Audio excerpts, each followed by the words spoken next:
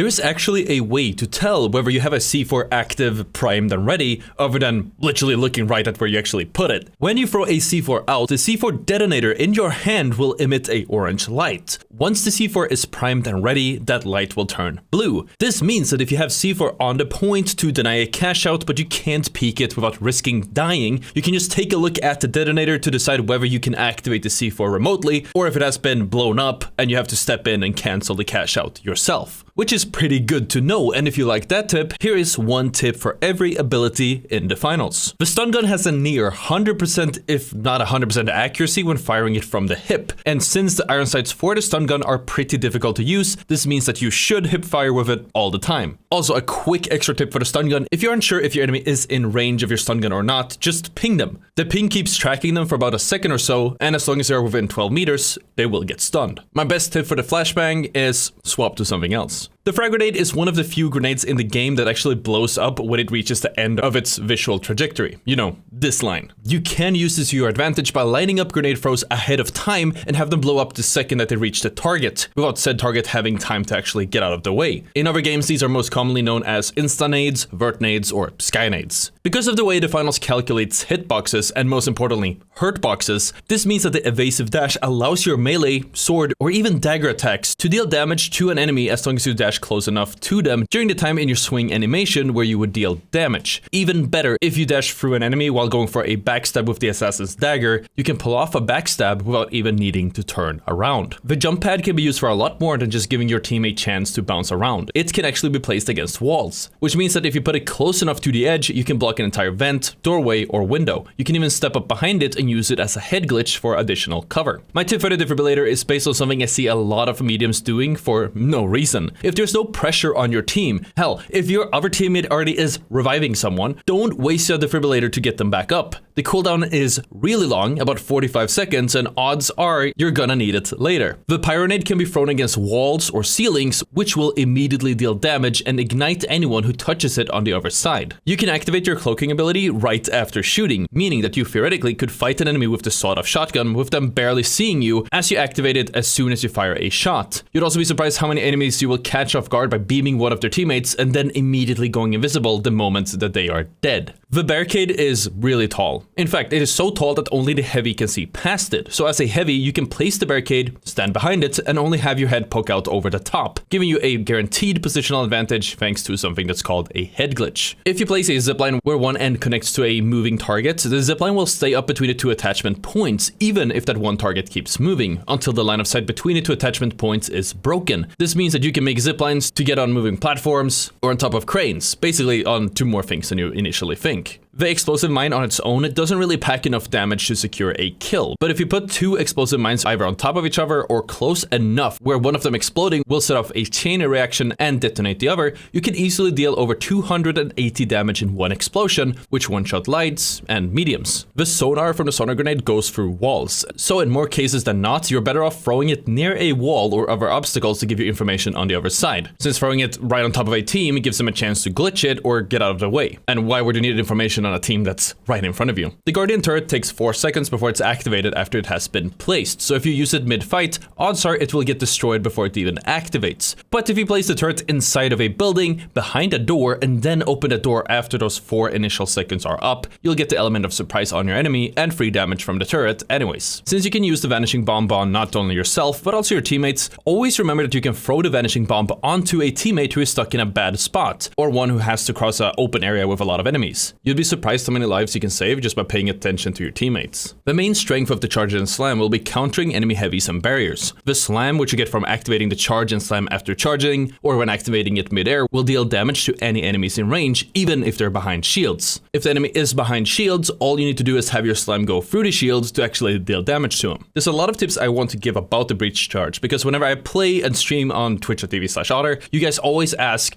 why are you running the breach charge instead of anything else? The best tip or reason that I can give for the breach charge is one simple strategy. I call it ice fishing. If you can find a high ground or roof above an enemy team, you can use the breach charge to create a small hole, which gives you great angles on your enemies. If you have good enough aim, you can get at least one kill before they even notice the hole, and even if they do notice, you will have a head glitch or superior position on the enemy, while they usually are stuck in the open, which gives you a massive advantage in trading shots as well. The healing beam heals 50 health a second, which is the exact same rate as the damage taken from gas. This means that you can keep a teammate alive through a gas cloud if you heal them the entire time, which is especially useful if you need to steal the cash out when gas is covering it. As for the mesh shield, this isn't really covered anywhere, but you can do a lot more with the mesh shield than you initially think. Other than providing cover to yourself and your teammates, you can melee, ride ziplines, slide, jump, and even climb, all while holding your mesh shield up at the same time. Thermal vision seems really buggy and really inconsistent. The only reason you'd ever want to pick it is to help with getting kills on weapons with terrible iron sights, such as the V9S or LH1, but the bugs and weird interactions outweigh the pros, so just like with the flashbang, you should just swap it. Due to how easy it is to spot and its very long fuse time, you should always try to bounce or roll a glitch grenade when throwing it at your enemy, rather than doing it from head on. If done right, this gives them way less time to react and gives you a way higher chance of actually getting a glitch off in the first place. The gas, no matter whether it's from the gas grenade or any other source, will always stay and linger in the spot it was activated on. So if you throw gas on the cash out and the floor underneath it is broken, the cash out would usually fall down, but the gas will stay in the floor above. This also means that if you throw gas on a moving platform, it will stay floating in the same place while the platform moves on. You can use this to your advantage to clear the moving platforms by placing the gas at the very front of the platform. Anyone playing in the middle or the back cart will have to tank the gas damage if they want to stay on top of it. Since shooting a gas mine lets you remotely activate it, the best use of a gas mine is using it like a gas grenade. There isn't much of a reason to run the pyro mine over anything else, especially a pyro grenade, but if you do run it, you'll see more benefit by placing it anywhere near something flammable, as when it activates, that fire will spread and cover a lot more area. And before we continue with the video, I just want to say you guys should really check out the r/Ottr submissions subreddit, where you can post things about gaming improvement or about the finals,